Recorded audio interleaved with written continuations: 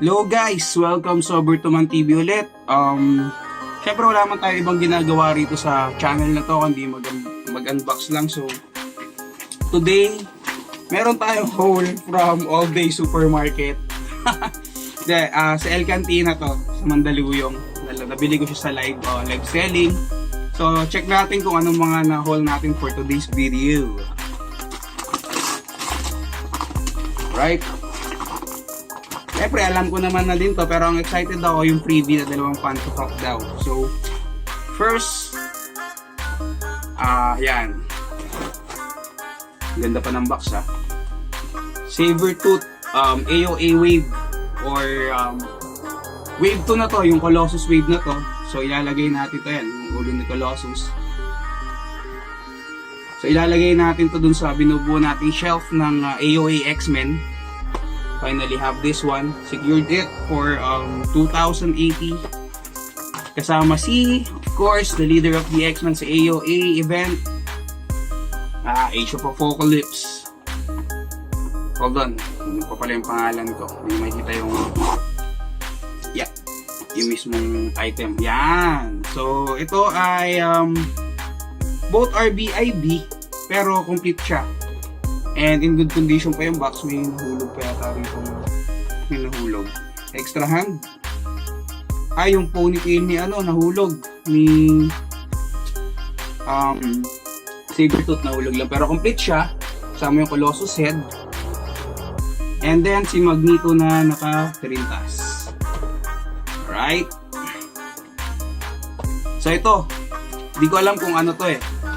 Dalawang pirasong Funko Pop daw yung PB ko para sa 2080 ko na purchase.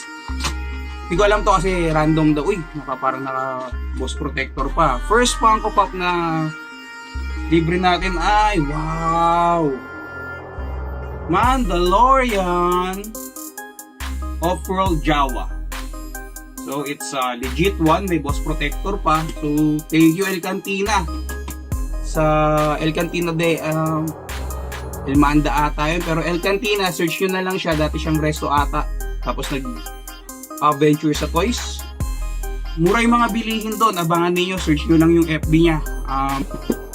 Star Wars, The Mandalorian, Off-World Jawa, may box protector, it's for free man. So sulit yung 2080 ko.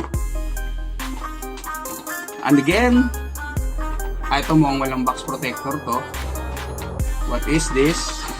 Uy! Star Wars ulit!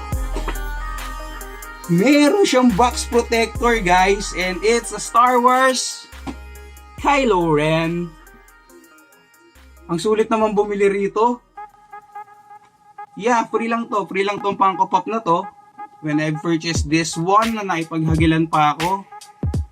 So, 800 kasi niya binibenta. Then, sabi ko, baka pwede 750, 780 ko na daw. Tinanong ko, baka pwede set. Then, sabi niya, sige set, 2080. So, lumalabas na sa 1.3 lang ito. Itong Sabertooth. Hindi ko alam yung market value talaga nito ngayon. Pero what's he offered para di na ako maghagel ng gusto. Kasi sabi ko, 2,000. Bibigyan na lang daw siya ng dalawang Funko Pop. So, ito yun. Nako! May bago naman tayong kukolektahin nito Dalawang Funko Pop ng Star Wars Off-World Jawa and Kylo Ren. So that's it for today's video guys. Hiwalay natin yung video ng unboxing and pakita ko na rin sa inyo yung update sa aking AOA shelf or display. Ang init, walang ventilador na naman. So, may paparating tayo na Sunfire kasama yung Dr. Doom na puti. Nasa LBC na siya for pickup na. And then, nakakuha na tayo ng CNC or I don't know ang tawag ba sa McFarlane pero meron tayo doon. Nakakuha na tayo ng maganda-gandang ilalagay natin sa ating McFarlane shelf. So, that's it. Hope you enjoyed and thank you for watching Bertuman TV. Follow. If you're watching on TikTok or YouTube, follow, subscribe, comment ka na rin dyan kung anong gusto ninyong bilhin ko next time. So that's it guys.